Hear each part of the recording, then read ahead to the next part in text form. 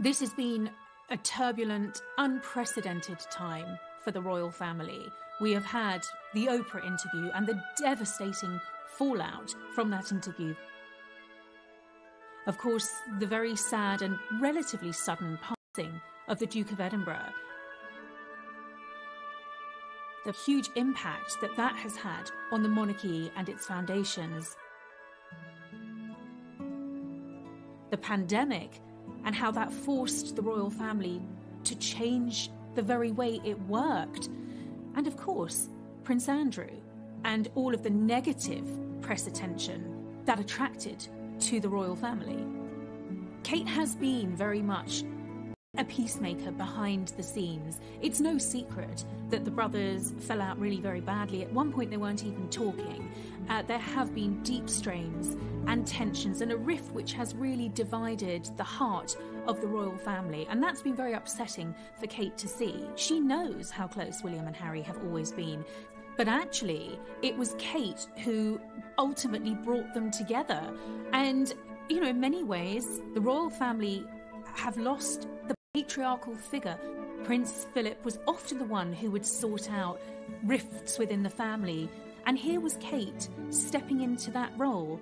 And I don't think anyone could have watched that funeral and not thought of the brothers walking behind Diana's coffin. William didn't want to walk, and Philip said to him, "If I walk, will you walk?" And I think we've almost seen Kate say to William, "If I talk, will you talk?" And she instigated what seemed like a very natural coming together of the boys, and they did talk. The world wanted to see them shoulder by shoulder, and they were, and I think she would never admit it because she's actually quite like the late Duke of Edinburgh, very modest, but she played an important role in that.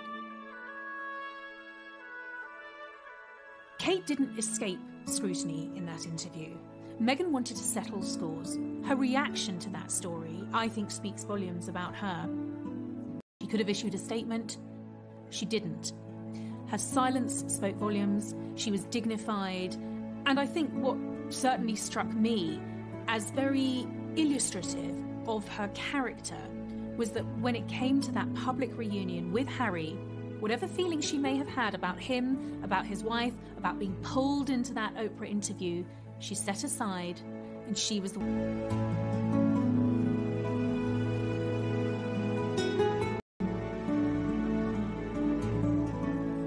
Kate now has 10 years of royal service under her belt, and I think certainly the past year has proved that really she can deal with anything and everything that life throws at her. Kate's had a natural evolution of her role in the last few years, and we're seeing her more at the forefront of the royal family. Her children, of course, are out of the baby stage, just about, so she has more time. But also she's developed so much in terms of her role. Her experience has grown, her confidence has grown. She's put in the work over the years, nearly a decade of being a member of the royal family, and she really knows what she's talking about now. She absolutely dotes on her children. She loves being a mother, and it's no coincidence that her cause, her plight, her mission for the rest of her life is to invest in the mental health and well-being of the next generation. People often ask why I care so passionately about the early years. Many mistakenly believe that my interest stems from having children of my own. And while, of course, I care hugely about their start in life, this ultimately sells the issue short. Parenthood isn't a prerequisite for understanding the importance of the early years. If we only expect people to take an interest in the early years when they have children, we are not only too late for them, we are underestimating the huge role others can play in shaping our most formative years too.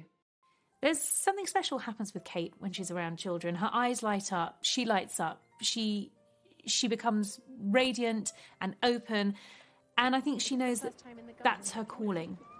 No, You've been here before? Yeah. I've been here before in the playground. There you go. Yeah, because you do fun stuff like this, because you learn all the time, don't you? Yeah. That's good. And do you find that you can concentrate on things better when you're outside? Yeah. Hugely impressive on many levels, but slightly reticent too, and possibly that's because her focus has been on motherhood, and that's understandable. But she seems to have sort of grown enormously this year. Her popularity has soared. Her maturity seems to have spread out in intriguing new areas, and I think she's showing a bit more of herself too. I mean, one of the criticisms I think one has had of Kate in the past has been that she's sort of been reluctant to reveal too much about herself, and I think the more we learn about herself, the more interested we, the public, are in what they find. Kate understands the importance of her future role as Queen Consort. She knows that, she's being incredibly closely watched at all times, scrutinised. Is needed in a modern monarchy. And I think they recognise what monarchy can do and what monarchy should do. William has always been a great admirer of his grandmother, and I think he has modelled himself on his grandmother more so than on his parents. And I think he takes a lot of advice from his grandmother. And Kate knew what was coming when she married into the family. William and Kate in particular, I think, recognise that they have to remain relevant. The monarchy has to remain relevant to the next generation. And if that means them opening up more, finding new ways to communicate, whether it's via social media or appearing in television documentaries, they're willing to embrace that. He's a one-man fundraising machine. We're seeing her open up more on a personal level, and a lot of it's to do with the way that she has been communicating. There's been a lot of video messages. We have been privy to some of the video calls that she and other members of the royal family are making, and that feels a lot more direct and accessible. I'm Catherine, and this is William next to me. And are you holding out pictures of your mummies and daddies? Yeah. This is a picture of my mum, and she works for the NHS as an admin for the health visitors, and I'm really proud of her. Oh. Yeah, well done you. Can you hold it up a bit to your left so we can see it? That's it, brilliant. Look at that. Well done. But she certainly seems much more comfortable in putting herself forward, in sharing things. We've had her appearing on a podcast, exposing some vulnerabilities as well, which I think people really can connect to. So she's talked about the challenge of being a new mum and having underestimated the impact it would have on her life.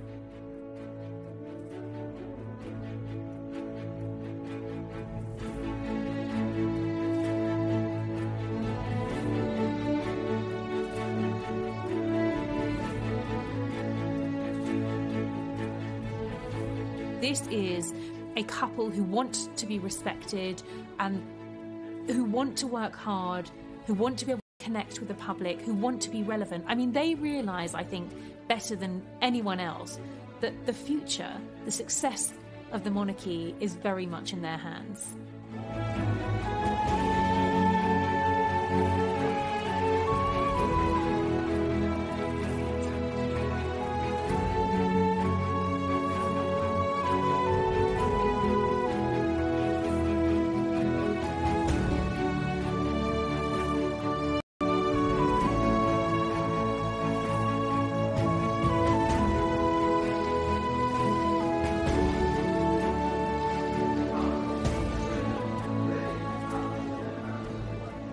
I believe a lot of how the Middletons, her parents, brought her up and what they felt their sense of purpose was. If you contrast her upbringing with Diana's upbringing, Diana came from a very unstable background, a broken home, and she had nothing solid behind her.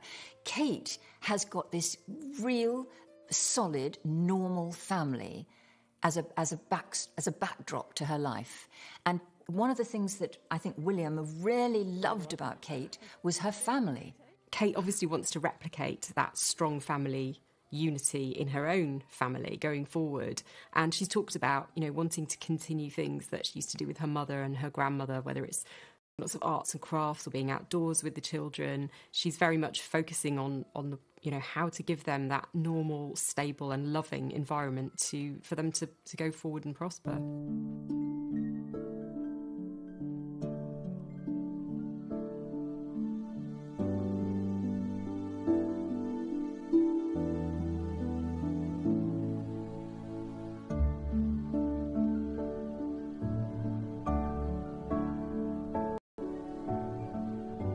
It's absolutely the case that Kate's upbringing has shaped the woman that she is. It's shaped the mother that she is. And, I remember being told by a courtier that whatever she's doing work-wise, the most important thing is her husband and her children.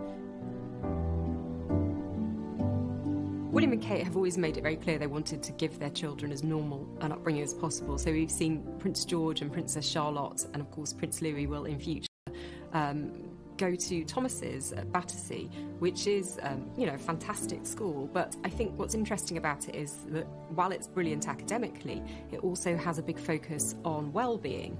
I would think it's no coincidence that they've sent their children to a school where the motto is "Be kind." My own commitment is to the youngest and most vulnerable in their early years, babies, toddlers, and school children, and to support all those who care for them. They've done a great deal to keep the younger generation tuned in to what they're doing.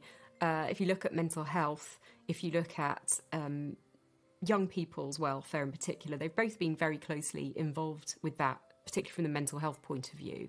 And I think that is going to be on the consciousness of young people. And I think with William's Earthshot Prize, that will really capture the attention of a younger generation. So the Earthshot Prize itself is really a way of elevating people's voices, solutions that may be out there that we've never heard of or haven't had the chance to scale up. So it's really the most prestigious global environmental prize you can imagine. And it is truly global. We've got a prize who are going to filter through a number of these solutions to try and really tackle some of Earth's greatest environmental challenges. We know that young people are very motivated by green issues and genuinely are concerned for the future of the planet. And I think by him enlisting some high-profile figures and bringing it to the world stage, they are able to engage with that younger generation. I think that will continue. Possible solutions to fixing and tackling some of the world's greatest environmental challenges. The only power that members of the royal family have are this convening power. Because of who they are, they can get people together. And William has demonstrated that he's learned about that with this programme he announced recently, the Earthshot programme. He's put together some very impressive people.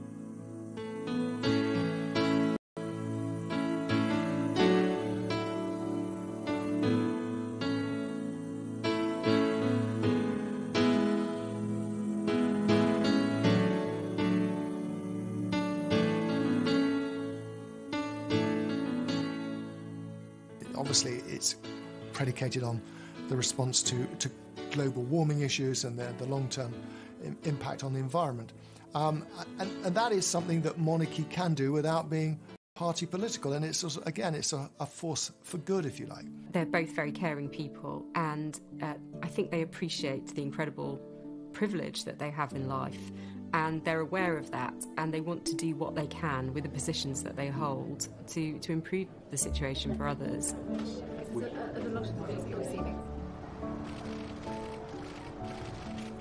Kate in particular, I'm thinking about her work on mental health and early years has very much stemmed from the problems she's seen adults encountering, whether it be depression or family breakdown, addiction, things like that. They all have their roots in early childhood. And by focusing on that, it's her way of trying to contribute to a real societal change over a long period of time. This isn't just about unveiling a plaque, cutting a ribbon and then going home. They really are connected to the issues that they're focusing on. I was with the Duchess in 2020. Kate launched her new campaign, her involvement with the early years, which I think, has actually allowed us to see far more of the real Kate, a side to the Duchess that most people don't really get to see. And I was actually with Kate in Cardiff for a day where she was visiting a children's centre. And, she really does children. He would just light up the room, and Kate's the same. She just knows exactly how to be around little people. She forgets about the cameras, she's not at all self-conscious, she gets down on her knees, she engages on an eye-to-eye level, and, she's really, really impressive. And I think it really struck me, working with her, following her that day, that, this isn't just a stopgap. the next project comes along. No, this is her campaign for the rest of her life. It's taken time for her to find her feet, but now she's really found this direction for not just now as the Duchess of Cambridge, but I think for her future as the Princess of Wales and later as Queen Consort. There is an authenticity in how they deal with small children. Again, I hate bringing back the lessons of the past, but it's clearly something that William will particularly remember from his mother, the way that Diana got down to a child's level so that she could look eye to eye to children, whereas royals up to that point would put their hand down and look down at children, and children would have to look up. And that's something that Kate and William have started to do. They will make a point of getting down to the child's eye level. And it's all that to do with that eye contact. They've learned that it means so much more to a child if an adult gets down to their own level. Kate is very interested in the early years of children and their development, and how, if things go wrong within the first 5 years of a child's life, it can lead to problems later on, such as addiction and family breakdown. Do you feel if the help had been there earlier, external, in your family environment, do you think you would have accessed it earlier, or did it get to the pushing point for you to then sort of come to a point where you were able to speak about it? She's recognised quite early in her royal career, if you like, that we can tackle these problems right at the very start, and she's made it her mission to make sure that every child has the best possible start in life. Too often, people feel afraid to admit that they are struggling with their mental health. This fear of judgment stops people from getting the help that they need, which can destroy families and end lives. Initially, it started off that whole mental health campaign, a sort of a heads together thing, Harry, William and Kate, and then Meghan briefly. But she's got much more involved than perhaps people realise. And I think she might have had a little bit of experience from within her own family. Her brother James had problems with his own mental well-being. He's very bravely talked about it, and in fact wrote about it too. And that may have helped sort of form an idea in Kate's head, and she came with a bit of knowledge, if you like, about these kind of issues. Children and families, and that's where she has really learned a great deal about the importance of parents' mental health in very early childhood.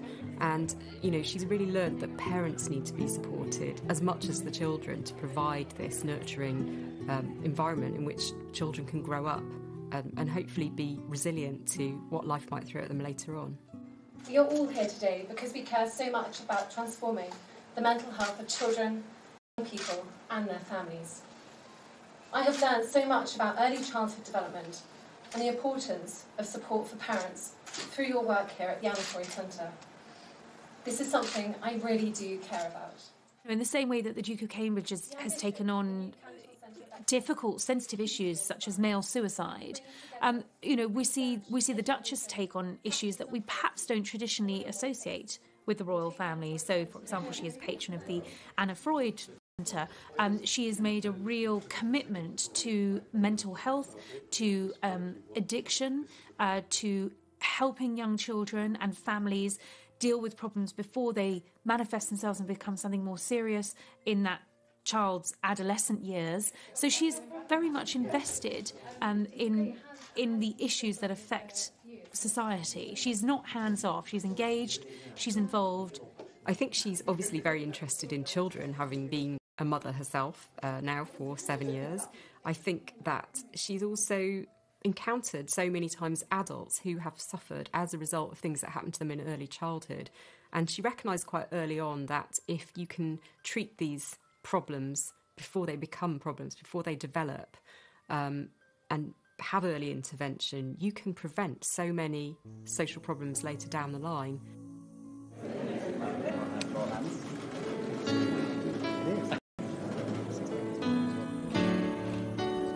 It's quite a difficult thing to land too, isn't it? I was wondering how it would.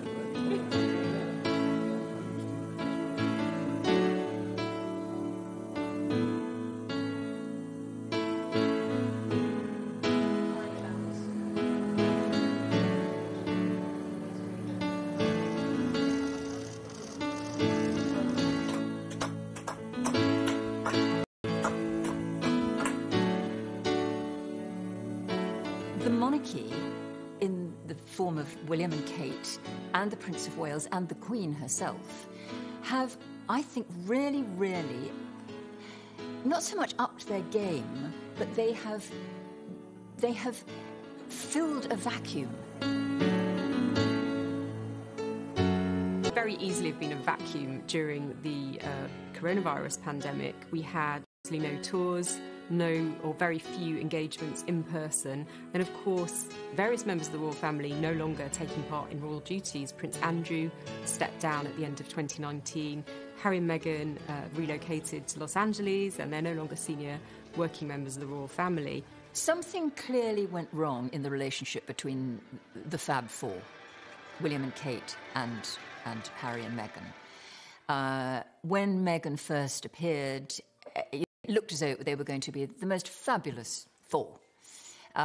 They all seemed to be on the same page in terms of what they wanted to do with their working lives, make the world a better place. You know, they were all seemed to be interested in the same sort of issues. Harry and I used to go to a lot of engagements and see these incredible charities doing really great work, but felt that we could give more, and how could we do that? And so the foundation idea sort of bubbled up as a sort of vehicle to be able to do when we walked away from these engagements. And it all looked as though it was going to work brilliantly. But then it did all fall apart, as we all know. I think there's no doubt that Kate and Meghan are two very, very different people who didn't see eye to eye. But that wasn't enough to cause this kind of rift. I think that William almost certainly did fall out with Harry. Not intentionally. I think that William asked Harry, when he first knew that Harry was galloping into a serious commitment with Meghan, he just suggested that he might put on the brakes a bit. Was he absolutely certain? Which was a very reasonable thing for him to ask, because they were the product, the pair of them, their childhood had been wrecked by having parents who rushed into marriage far too early. So it was a reasonable question from a caring and loving older brother. Harry, I think, took it very, very amiss and was angry, and I don't think has forgiven William. William probably does have a major regret over the conversation that he had with his brother around the time of the engagement, when Harry and Meghan got engaged, when William basically sat down with Harry and urged him to just take his time, not to rush into anything. What was intended as well-meant brotherly advice didn't go down with Harry at all. Harry felt that he didn't have his brother's support, and that really was the beginning of the breakdown of what was, up until then, an unbreakable brotherly bond. My personal feeling is that Meghan was very unhappy here. And Harry, who has always been very knee-jerk in his reactions to things, very instinctive and impulsive, said, right, I'll take you home. We'll go. Thinking that it would be possible to have one foot in each camp, and then discovered, of course, that was not going to be possible. The Duchess of Cambridge is a very warm, engaging and kind person. You see her compassion and her empathy through her charity work. You see that sparkle in her eyes as a mother. I was told over Christmas 2017 that Meghan and Harry felt that the Cambridges hadn't rolled out the red carpet sufficiently for them. But, you know, if you speak to friends of the Cambridges, they say that they welcomed Meghan and Harry into Anmer Hall, their Norfolk home. They made them feel at home. It was William who sort of extended that olive branch after that sticky patch with Harry. Harry and Meghan's absence is a big one. And in many ways, Kate and William have filled that void. And we've barely noticed. And we've had these little homilies sent down the ether from Los Angeles or California, from the Sussexes, where they tell us how we should be living our lives while sitting in their multi-millionaire mansion. Whereas William and Kate don't give us lectures on how we should be living our lives. They get out and meet people. They're interested in how people are leading their lives. The more we hear the Sussexes complaining, the more we hear of high court cases and privacy battles, I think the more admiration people have, in fact, for William and Kate for simply getting on with the job and doing it with a smile on their faces, which they always do. I think the business of Harry and Meghan leaving concentrated the minds of those that remained. And by that, I mean the Queen and Prince Charles and William. I think the three of them, in some ways, have probably become rather closer and have probably talked more and thought more about what the monarchy going forward should look like.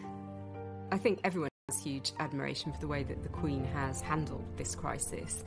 She delivered arguably two of the best speeches of her reign, her VE Day message and of course the address to the nation as we went into lockdown, which was "We will meet again." She managed to make people feel unified at a time when everything else seemed to be spiralling out of control, and I'm sure other members of the family will want to emulate that. We owe an immense debt of gratitude to the doctors, the nurses, the technicians, the staff currently working in the health service and those coming out of retirement, and the voluntary workers who will be working within it.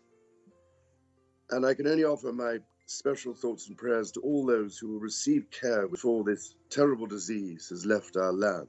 The scale and the speed of what's going on in hospitals, bearing in mind also the isolation. A lot of these patients are sadly dying with no family members around them. And I think for the NHS frontline workers, that is very difficult, because they are there right next to the bedside, looking after and caring for each and every patient who's in a critical condition. What we're seeing now is the NHS and the frontline workers doing the most extraordinary job, and that's really come to the forefront in the last a few weeks. And I think it's going to dramatically change how we all value and see our frontline workers. And I think that is one of the main positives, really, I suppose, that you could take from this. They do an extraordinary job. It goes unrecognised daily, and now I think all of us as a nation can really see how hard they work and how vital their work is. We've seen them take on more substantial projects. So the Earthshot Prize, which is going to be William's, chief project for the next 10 years. And it's something you can compare to the Prince's Trust or even the Duke of Edinburgh Awards in terms of the impact that it can potentially have. And Kate, at the same time, has done her Hold Still competition for the National Portrait Gallery, her 5 big questions for early years childhood development. It feels like they're taking on meteor projects and getting results as well, tangible results. Have you got a favourite?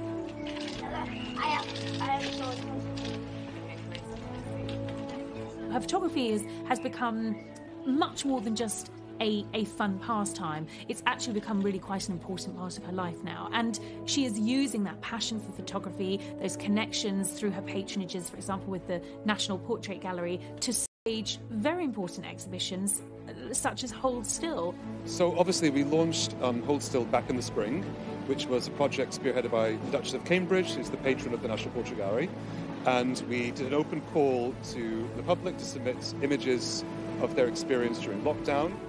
There have been so many amazing entries to Hold Still over the last few weeks, from families up and down the country showing how they're adapting to life during lockdown, through to some of the most amazing NHS and social care staff who are putting their lives on the line to save the lives of others.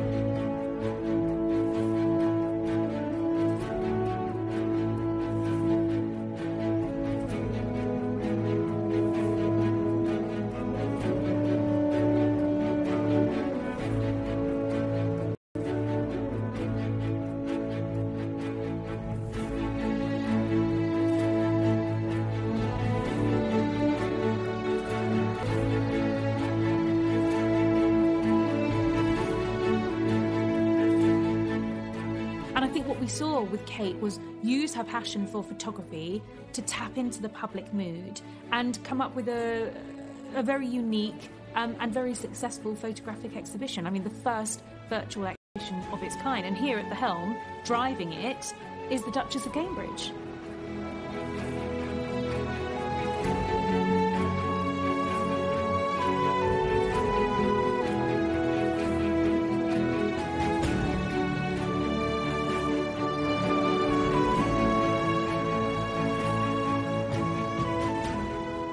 Kate's fascinated by people, and she has this art history background, which has obviously given her a great eye for photography and for representation. I think the project that I found particularly moving was the portrait she took of Holocaust survivors with their grandchildren.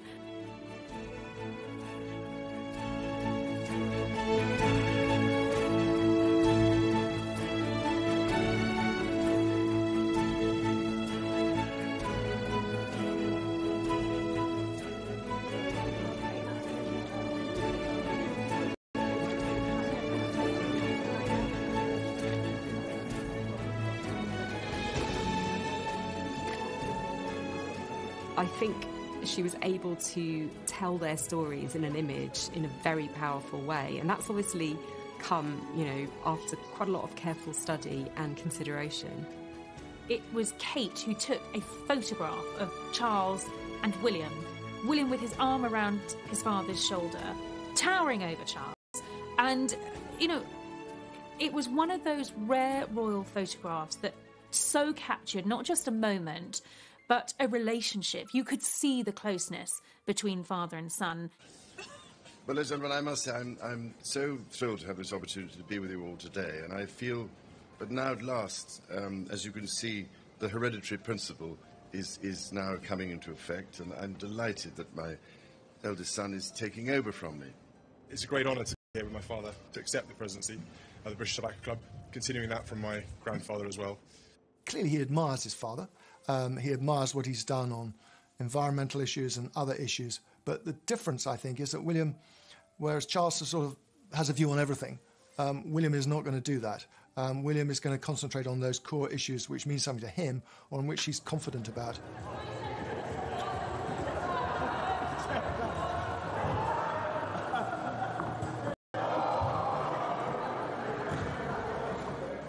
You do see them with William and Kate and Charles and Camilla at the start of 2020, which is quite unusual.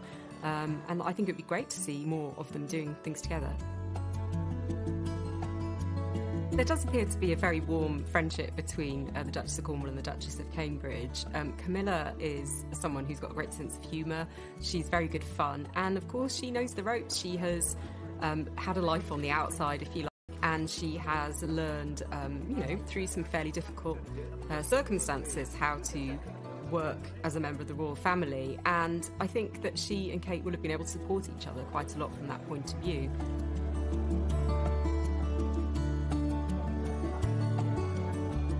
She's really eased into the role, and she looks really comfortable doing what she's doing. She's got her own style. I find her hugely admirable, because she very often appears, and during the lockdown period, appeared a lot alongside William. She doesn't take over from William at all. They are like equal partners. She is not outshining him. She's not making any bid to be in competition with him. She's good on her own, and they are very good together. And of course, it is reminiscent of another era. I mean, it's, you could turn the clock back 30 years to the early days of Charles and Diana and the way they engaged so purposefully around the world. And it's an echo of all that. One of the key things I think that makes it work for them is their shared sense of humour. So it's quite self-deprecating. There's a lot of very affectionate teasing of each other. And there's this competitive edge, which is always great fun to watch. I particularly enjoyed them having a go at Gaelic football on their visit to Norway at the start of 2020. There was a lot of discussion about who was handling the hurling stick better.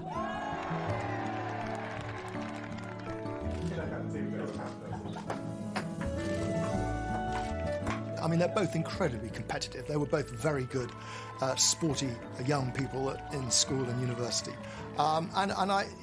It's something they're quite prepared to show in public. I mean, many members of the royal family dare to reveal that side of their character. Catherine's going to pick up the first ball. Okay, so the first number is 5 and 8. 58. Having done a virtual bingo calling session with a care home in Cardiff, as soon as they were able to travel once restrictions were lifted, they headed down to Cardiff to visit the residents, some of whom, remembered this call having happened, others were less certain. Do you remember we came, you might not recognise the faces, but we did the bingo with you? Yes. You won? Yes. Excellent. it that bad? It was one of those moments which was just a complete joy to witness. They clearly really enjoy it when things don't quite go according to plan. And at one point, this lady also asked Kate, "Are you his assistant?" Which she took with great good grace. And she just sort of giggled and said, "Yes, well, I've been your assistant for a very long time." They're the sort of couple that will finish each other's sentence. You know, Kate knows what William's thinking before he's even said it. She'll crack a joke that'll make him laugh. William and Kate are very good at using humour, much as the Duke of Edinburgh, although he has sometimes been criticised for it. And it's all about breaking the ice and making people feel comfortable. And I think it's important to remember that perhaps they don't always get the tone right, but what they are doing is saying to people, "I'm laughing at myself, I'm laughing at this situation, it's okay, you can relax." And I think that is really appreciated by some of the people that they encounter. I believe that the Queen feels very optimistic about the future of the monarchy because she has a son who has had years and years and years of training. The Prince of Wales, when he does become king, I'm sure will be a very good, very effective king. But the real future, of course, of the monarchy lies in William and Catherine. And, you know, the Queen has had many years a lot of opportunity to counsel, to guide, and to prepare William for this role, with Kate by his side.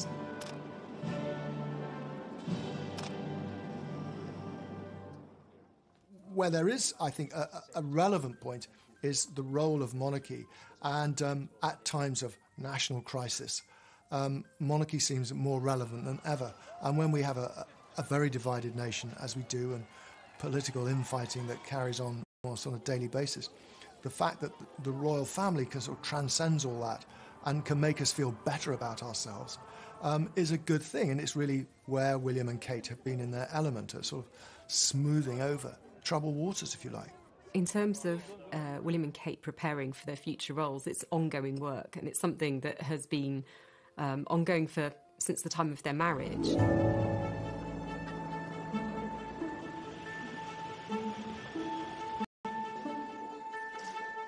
They are stepping up, though, into more serious positions. We're seeing them take on bigger diplomatic roles. They had, high-level tours to Pakistan. It was really important to come to Pakistan and one, again, see all the different range of environments there are in Pakistan and really trying to get a feel of the country, but also to use our voice, to lend our position and our visit to the young are getting very engaged in what's going on. And I think it's fantastic that we can all come together and really have a very good conversation about what we need to do, and the action needs to happen very soon because a lot of people rely on this, and if we take too long about this, we will lose many of the precious things we care about. William's been to Israel and the occupied Palestinian territories. There was a big trip to Ireland at the start of 2020. And these are all politically sensitive tours that you'd expect a senior member of the family to undertake. And the fact that they're being given these responsibilities is just one level of the preparation for their future roles that's taking place. The crises, if you like, for monarchy during lockdown, of course, was it depends on its visibility, being seen. And they couldn't be seen in the conventional way. But Kate, I think, and William, too, grasped the metal in a remarkable way, and they realised that they could use technology to overcome these obstacles. And I think that's why we saw them become the Duke and Duchess of Zoom and Skype and everything other measure they could use to get out there and be seen in that way. The royal family have understood that this is a scenario where they have to be visible, they have to bring some relief in some ways, but also to show some stability and unity at a time when the country's really struggling. But they used that opportunity to spread the message, if you like, that the monarchy is still here. We're here. How can we help? What can we do? You can compare it to the late King George VI and the Queen Mother going out to the East End and visiting homes that have been bombed during the Blitz. It's about being there as a stable, reassuring presence. And I think William and Kate have done incredibly well. They have spoken to doctors, midwives, teachers. They've, done the round of key workers, trying to boost morale, but also to say thank you on behalf of a nation that is very grateful. One of the things that will be remembered about lockdown will be the sight of William, Kate and their 3 children standing outside their front door, clapping for carers on those Thursday nights when the whole nation came together. That was the scene that was replicated across the nation, and it was very much a moment of them saying, look, we are going through this too. They were living the same experience. Kate talked about missing her family. She wasn't able to visit them for many months, and that's something that a lot of us can relate to. William, Kate, Charles, Camilla, the Queen, what they are all exhibiting is real leadership, a sort of moral leadership. They are all people who do actually have a great strength of character.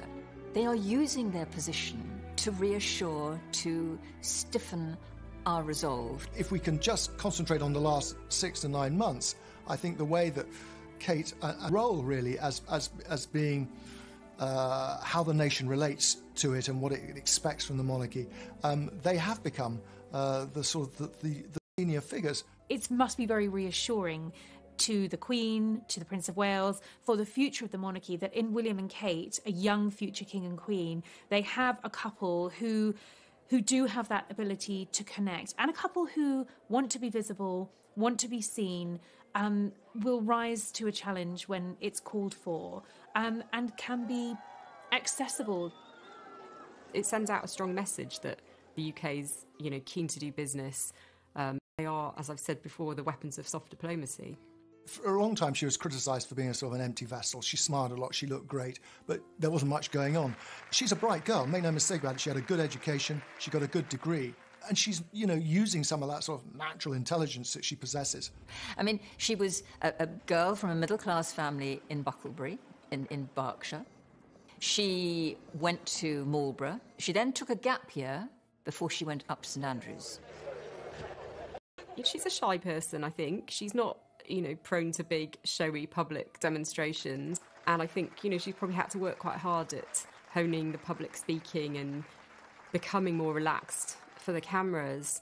But at the same time, I think she is a strong person, and that must come from her background. I think what we've seen in Kate over the last year, 2 years, is she has grown into the part. She's had her children now, but she's ready, I think, to take on the world. She wasn't sort of quick off the blocks and racing to make an impression. She has learned and she's sort of grown into the role as her responsibilities have increased.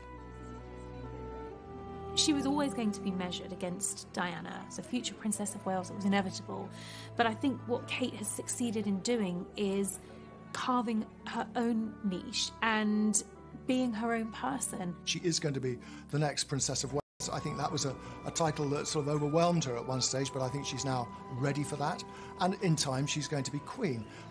She's going to be a very different kind of Queen than we've had in the last few years, of course. But that's all something for the future. Well, I will always remember the photograph of Kate Middleton, as she then was, sitting on the top deck of a bus, in traffic, in Chelsea, looking out at the horizon, daydreaming about goodness knows what. But one wonders if that daydream might have been about what would one day be her life. And here we have a future Princess of Wales, a future Queen Consort, and an absolutely sparkling asset for the royal family. She has the responsibility of protecting the brand just as much as things, but she's had a long apprenticeship as well. For however long Prince Charles is king, it isn't going to be for a long time. I mean, he's in his 70s, and I think that is widely accepted. So at some stage, in many people's lifetimes, William will be on the throne, and I think he is preparing. He and Kate are preparing for that eventuality now. Kate is obviously a queen in waiting. She's aware of that. But what kind of a queen is she going to be? What kind of a king is William going to be? William and Kate and their family do represent the future of the monarchy, and while we see them flourishing and thriving and doing great positive work, that's incredibly encouraging for the future of the monarchy. I think that they recognise that the monarchy needs to adapt and move with the times, and it's no longer a question of perhaps it never was, taking that position for granted. They really want to give something back and to make changes and to bring about solutions to problems rather than just be symbolic figureheads. In many ways, the pandemic may well be the making of the new royal family. When you look back at 2020, the standout frontline royals have been William and Kate. But in William and Kate, you know, they are the bright future of the monarchy. They've proved that. They understand a bit about real life. I mean, often a criticism made of the royals over the years is they live in their ivory towers and they don't really know what it's like for ordinary people and how they live their lives.